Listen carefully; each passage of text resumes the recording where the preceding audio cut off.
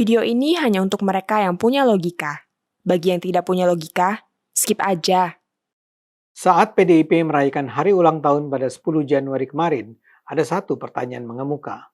Sampai kapankah Megawati akan terus bertahan menjadi ketua umum? Ini pertanyaan valid mengingat sejak partai ini menjelma jadi PDIP di masa awal reformasi dulu, tak ada orang lain yang menempati posisi ketua umum itu kecuali Megawati. Ini kenyataan ironis karena PDIP kan selalu mengklaim diri sebagai partai pejuang dan penegak demokrasi terdepan.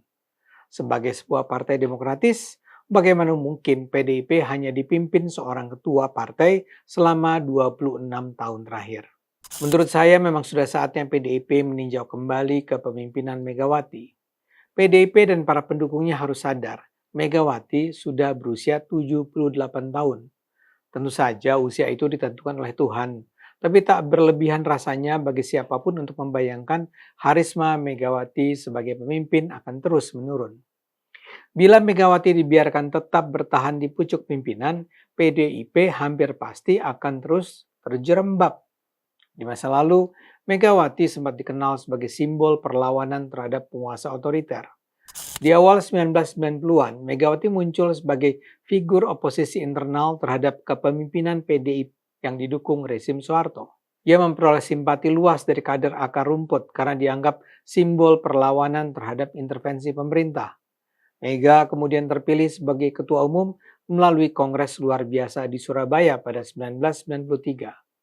Pemerintah Soeharto tidak mengakui kepemimpinan Megawati dan mendukung faksi tandingan. Pemerintah terus berusaha menyingkirkan Megawati dan konflik ini memuncak pada peristiwa 27 Juli 1996 saat terjadi penyerbuan kantor PDI di Jalan Diponegoro. Rekaman ingatan tentang kasus kuda tuli itu terus mengiringi penerimaan para pecinta PDIP terhadap kepemimpinan Megawati. Setelah jatuhnya Soeharto, Megawati dan pendukungnya membentuk PDI Perjuangan (PDIP) dan dalam kongres pertama partai tersebut pada 1999, ia kembali ditegaskan sebagai ketua umum, posisi yang kemudian ia pertahankan hingga ini. Kepemimpinan Megawati juga ditopang oleh legitimasi simbolik sebagai Putri Soekarno. Tokoh-tokoh lain tetap diposisikan sebagai pelaksana bukan penantang. Sejak akhir 1990-an hingga awal 2000-an, sebenarnya sejumlah tokoh pernah mengisyaratkan perlunya atau bahkan berinisiatif melakukan demokratisasi partai. Namun upaya-upaya ini bersifat individual, sporadis, dan tidak terlembaga. Ada beberapa nama yang bisa disebut di sini, misalnya Eros Jarot, Laksamana Soekardi, Dimyati Hartono, dan bahkan Panda Nababan dan Cahyokumolo. Namun tak satu pun dari mereka sukses mengubah struktur kepemimpinan PDIP. Bahkan sebagian besar terlempar keluar atau setidaknya tidak berada di lingkar inti kekuasaan. Bisa dibilang selama 26 tahun terakhir tak pernah terjadi gerakan reformasi di dalam PDIP. Para pengamat mengatakan setidaknya ada 3 faktor utama yang menjelaskan kegagalan upaya-upaya tersebut.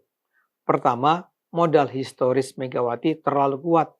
Menantangnya bukan sekedar soal politik organisasi, tapi menyentuh jantung identitas PDIP. Kedua, struktur partai tidak menyediakan jalur perubahan. PDIP tidak mengenal pemilihan ketua umum yang kompetitif, tidak memiliki konvensi terbuka, dan tidak menyediakan ruang aman bagi penantang internal. Ketiga, insentif kekuasaan lebih kuat daripada insentif reformasi. Ketika PDIP menjadi partai besar dan dominan, rasionalitas kader pun bergeser. Bertahan di dalam sistem lebih menguntungkan daripada memperjuangkan perubahan yang berisiko. Kita tak bisa mengatakan dominasi Megawati ini tidak memiliki sisi positif. Setidaknya dominasi Mega memberi stabilitas internal, disiplin organisasi, dan juga konsistensi ideologis. Namun sisi negatifnya juga besar. PDIP menjadi sulit maju karena kemandekan regenerasi kepemimpinan dan ketergantungan berlebihan pada figur tunggal. Secara tak terhindarkan terjadi potensi krisis suksesi secara laten. Kini PDIP berada di titik yang krusial. PDIP bisa tetap menjadi partai besar yang solid namun personalistik atau bertransformasi menjadi partai modern yang mampu hidup melampaui figur pendirinya. Megawati telah meletakkan fondasi sejarah yang kokoh. Tantangan generasi berikutnya adalah membuktikan bahwa PDIP bukan hanya partai loyalitas, tapi juga partai pembelajaran demokrasi internal. Dengan kata lain, peluang suksesi pasca Megawati itu ada, tapi dia sempit, rapuh, dan sangat bergantung pada kehendak Megawati sendiri. Dia bukan proses institusional, melainkan proses personal yang diatur dari atas. Ini jadi penting karena tidak ada kepemimpinan yang abadi. Cepat atau lambat suksesi pasti harus terjadi. Pertanyaannya bukanlah apakah, melainkan bagaimana. Sejauh ini dalam konteks PDI Perjuangan, suksesi nampaknya tidak akan terjadi melalui kompetisi yang terbuka.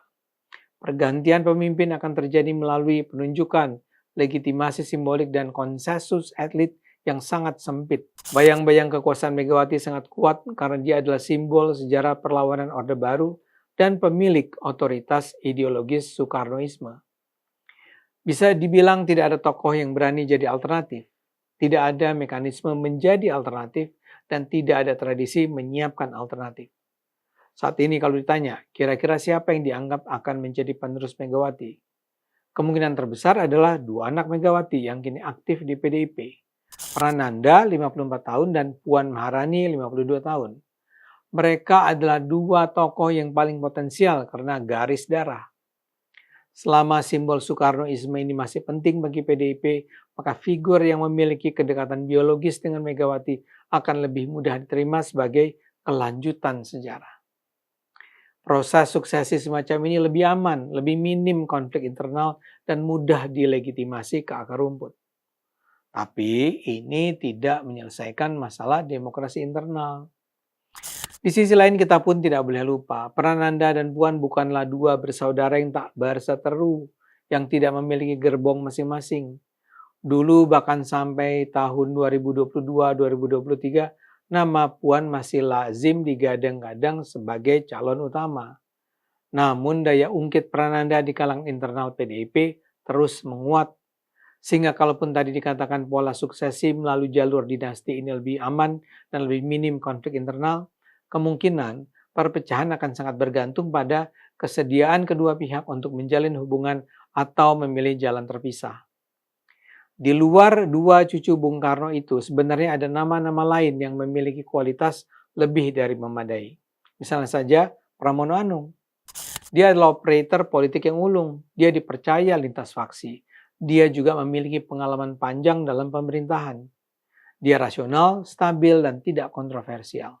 Namun saya duga Megawati tidak akan meresmi Pramono karena alasan sederhana.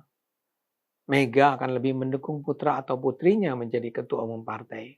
Kini kita tiba pada pertanyaan yang mungkin terdengar tak menyenangkan tapi harus dibicarakan. Bagaimana kalau pada saat proses pergantian belum disiapkan, Megawati sudah meninggalkan kita semua?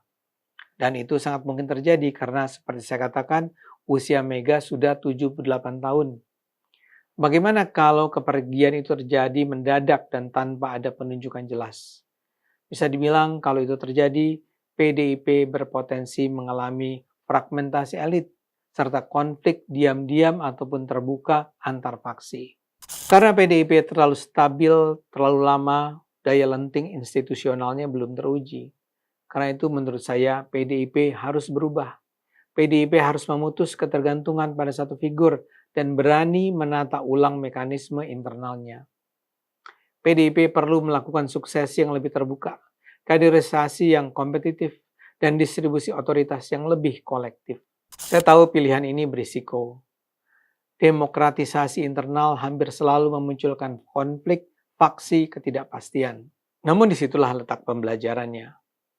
Partai modern tidak diukur dari seberapa lama ia stabil, melainkan seberapa mampu ia beradaptasi tanpa kehilangan identitas. PDI Perjuangan kini menghadapi ujian yang tidak bisa lagi ditunda, membuktikan apakah dia adalah institusi politik yang mampu hidup melampaui pendirinya atau sekedar perpanjangan dari satu otoritas historis. Megawati Soekarno Putri telah memberi PDIP stabilitas, identitas, warisan politik yang tak terbantahkan. Namun justru karena itu, tantangan terbesarnya kini adalah keberanian untuk melepaskan ketergantungan pada satu figur itu dan membuka ruang bagi regenerasi yang sehat. Dalam politik, bertahan tanpa berubah seringkali hanya berarti menunda krisis. Masa depan PDIP akan ditentukan bukan oleh seberapa lama ia setia pada masa lalu, melainkan oleh seberapa berani ia menata masa depan. Ayo gunakan akal sehat, karena hanya kalau kita gunakan akal sehat, Indonesia akan selamat.